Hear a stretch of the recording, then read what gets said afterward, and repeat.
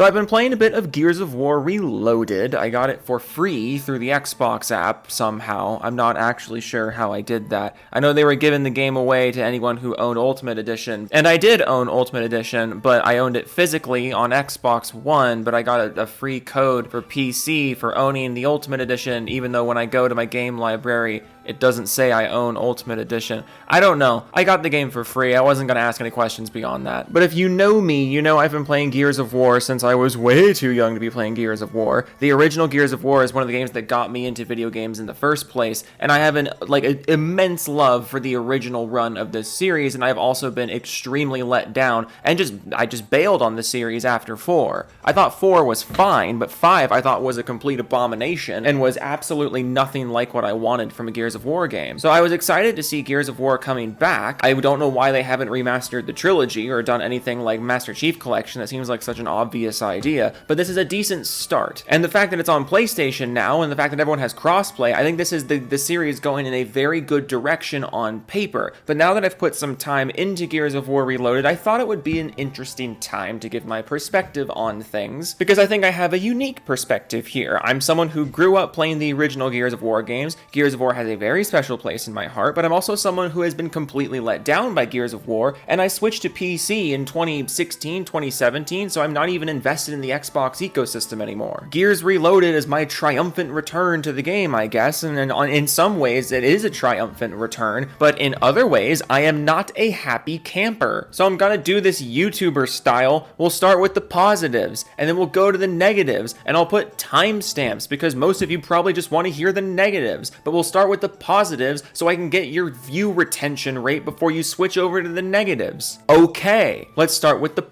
Giant worm! The game runs very well on PC. And before you dislike the video, imagine I'm putting a giant asterisk after that statement because there seems to be a giant disparity between the Steam and the Xbox launcher versions of the game. If you're playing this game on Steam, apparently there's a laundry list of technical issues, a smaller list than Ultimate Edition, thankfully. But if you're running the game through the Xbox app, which if you got the game for free, like I did, that's probably how you're doing it. If you're running it through the Xbox app, I have had very few issues, if any, with the technical running of the game. I have an RTX 3070, I'm playing at 1440p, a mix of medium to high graphical settings, and I'm running more or less a locked 144 FPS. The game runs very well, I haven't noticed any stuttering, I have not crashed, and also in terms of server stability, game seems pretty good, game seems pretty smooth. That transitions nicely like a neat little pie to the matchmaking and the PvP. I'm not going to talk much about the campaign in this video because frankly the campaign is just as good as it's always been. I'm not going to talk about that much because it's the same campaign it's always been, but it's a good campaign, so I'll put it in the positives real quick. It is a linear third-person cover shooter, but it's a very good and well-designed linear third-person cover shooter and a very replayable one. That said, most of the variation and new experiences you're going to have with Gears Reloaded are going to come from the fact that the PvP player pool is bigger than it's ever been, and that's fantastic. But the campaign, it's the same as it's always been, but it's good. I'll throw in the positives because it is good. But going back to the PvP, the matchmaking is extremely quick. You're rarely waiting more than 10 seconds to find a match. I've been almost exclusively playing King of the Hill and having the time of my life. I'm very quickly remembering why I absolutely adored this game when I was younger.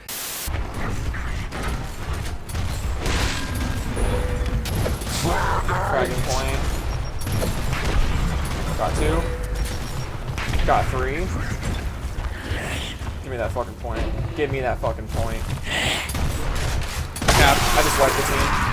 There's nothing else that plays like this. If you're looking for a good PvP game, like maybe you're someone who's been playing a lot of Call of Duty or playing like other PvP respawn-based games recently, and you want something that's very different, something that's very old school and weirdly more advanced, but also more casual at the same time, just hop on this game. Matchmaking is extremely quick. I haven't noticed really any skill matching like at all. It's not like the game's sitting there spinning its wheels looking for like accurate player levels or anything. I haven't noticed anything like that, or if it is there, it's very loose. I'm getting an extremely wide range of players. Hopefully the game doesn't make me eat my words and they don't just like flip on the skill-based matchmaking tomorrow. But so far, I'm having a very old school, very pure experience with this very old school PvP game that I love. Again, nothing plays like this game. The skill ceiling and the skill gap are gigantic despite the game being very simple, and I love it so much. And of course, I'm already seeing people whining about the shotgun. How come I'm getting one-shotted and other people are not getting one-shotted? I don't know. Have you considered shooting the person in the correct spot because this is a shooting game that actually expects you to shoot people in the right spot? How come someone doesn't die when I shoot them with an assault rifle 6 times? I don't know. Maybe because that's not how you're supposed to play the game. Have you considered playing the game the way you're supposed to play it? But it's like I said, it's not like it's completely oppressive. The game is still, at its core, very easy to understand, and if you want to play the multiplayer like a cover shooter, you totally can play it just like a cover shooter. You won't be as successful as people who are playing more aggressively, but you can still be successful, and that's part of what I love about this game. You can still contribute to the team perfectly well without being a wall-bouncing champion. It'll be better if you're a wall-bouncing champion, and you should eventually work your way up to being a wall-bouncing champion, but you don't have to play like that. I'm also liking the variety of game modes available right now. It's a little more expansive than it was in the original, 2006 version of the game, but the additions here I think are perfectly acceptable. They fit in well enough, except for a couple glaring sore thumbs that I'll talk about later. But basically, what we have here is a game that runs perfectly well if you're playing it on PC through the Xbox version, I guess. But what we have here is a game that is just as good as it was before, and it's going to give you a much more unique PvP experience than basically anything will nowadays,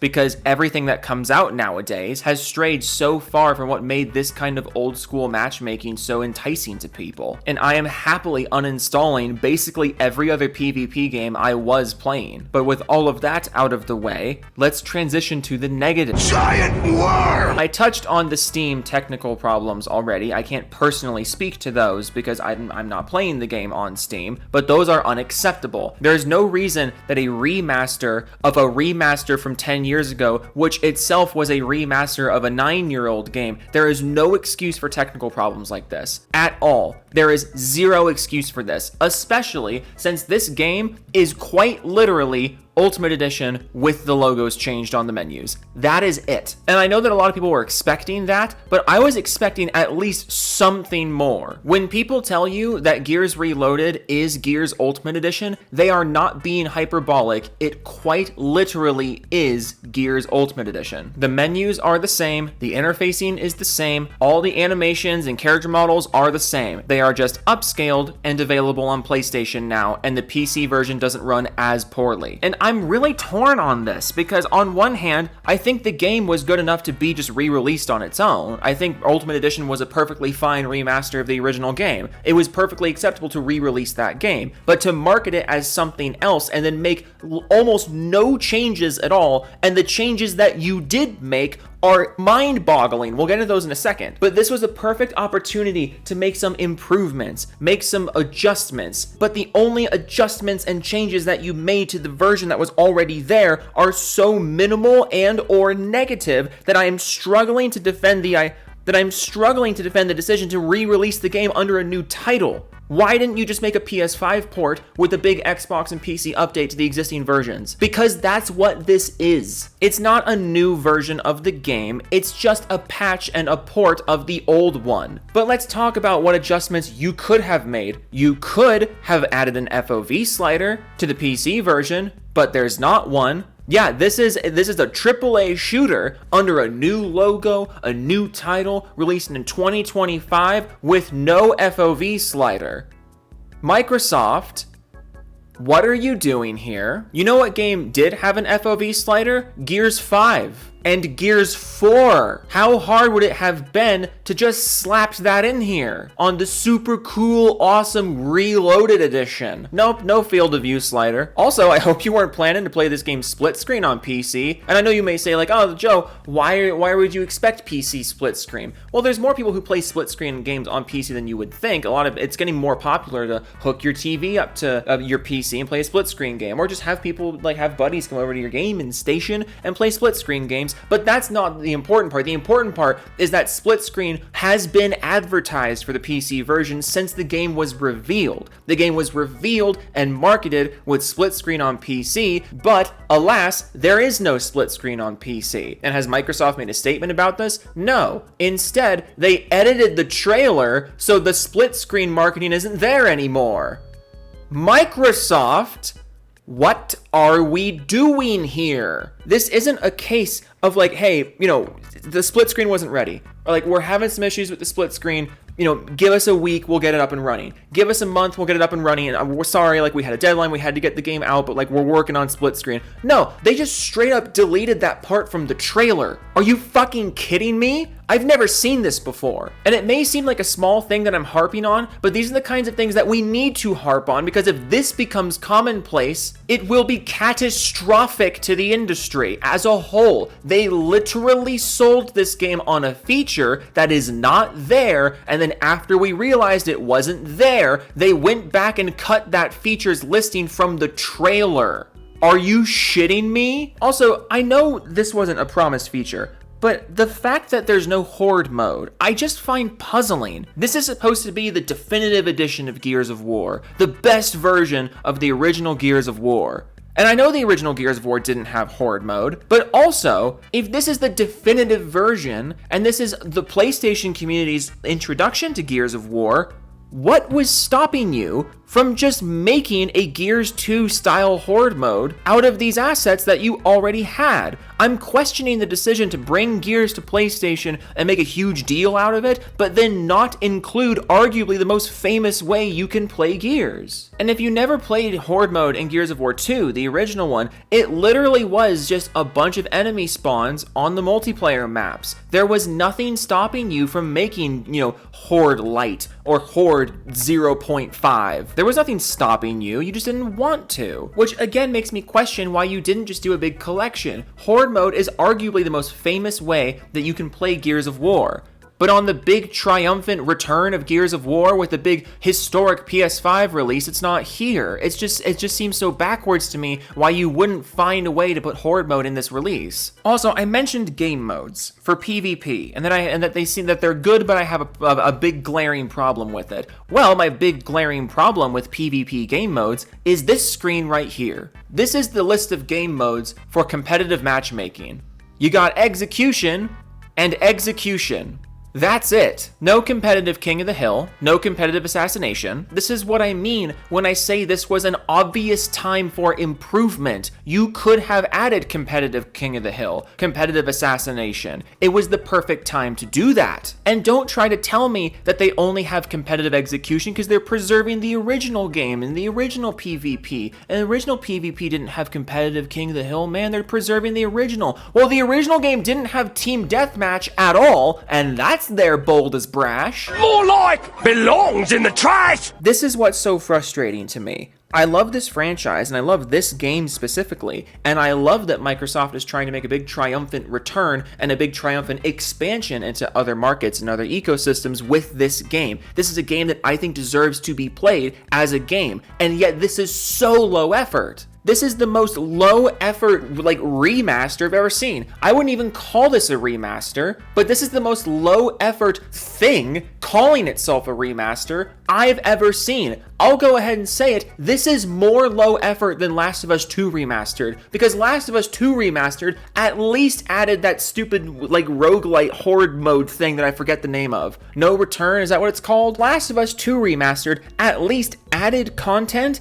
and added, accessibility and quality of life features that made sense. Gears Reloaded not only takes away some features, but also adds nothing. And I get that I got it for free. I get that a lot of people got it for free. If you're playing this game on Xbox, I would say there's a 95% chance you didn't pay for it, because if you're on Xbox and you were interested in Gears Reloaded, chances are you owned Gears Ultimate Edition at some point, so you just got it for free. If you're playing this game on PC, I'd say there's a 30 to 40% chance you got it for free, because apparently all you have to do to get this game for free on PC is just have an Xbox account that touched Ultimate Edition at some point. That's how I got it, as a free update. I appreciate this because if nothing else, it expands the player pool and gets more people playing and makes some optimization adjustments to the PC version, inconsistent as they may be. But for $40, get fucking real. I'm just so torn on this game because I'm having the time of my fucking life with the PvP. And the campaign, like I said, is just as good as it's always been. But my god, the word that best describes this release is lazy. It is just lazy. You had so many opportunities to make this better. You had so many opportunities to add quality of life improvements, to add some basic new content that couldn't have possibly taken you that long to make. And you chose not to do that. Why? This was the perfect opportunity to do that. So I'm just at a loss. I like it, I enjoy it, and I'm glad new people are getting into this game because it is a game that deserves to be played, and it is so much better than like 90% of the other AAA shooters that are on the market right now. It is a fucking just good ass game, but the way it's being handled is rapidly reminding me why Microsoft lost track of this franchise's success in the first place. And as much as I'm enjoying it, it's really starting to eat into my excitement for E-Day. Because if this is how lazy you are with the franchise's triumphant return, why would I trust you with its other triumphant return? Ugh. Everyone say ugh in the chat. Okay, fucking Doofus Club time. I'm upset. Seller Up, Bear Brain, Max Steel, V2 Gaming, Stick Rider, Broken Crayon, Purple Off for the Racking, Freshly Milked Man, Nut in Your Butt, No Motorcycle Yet, Just Got My First Car, Devastator 2000, Stephen Christensen, Jake Spider Monkey 1994, Band JTech TV, Gar Secret Horse Son, Colonel Doofus, Schmo from Schmeaddles, The Schmidt, Showbiz NCNA, Chris Voy, Vast Dennis, Joe found there's a second emote, come join me, hashtag Band JTech TV, game with it, People Biscuit 1101. Oh, I'm so excited to see JTech try to play Gears of War. I want to see JTech try to play Gears PvP. I need to see that. Biscuit 1101, Muskie Codward 789, Big Fudge, Stump Chunkman, Big GT, RJ Bushmeat Barista,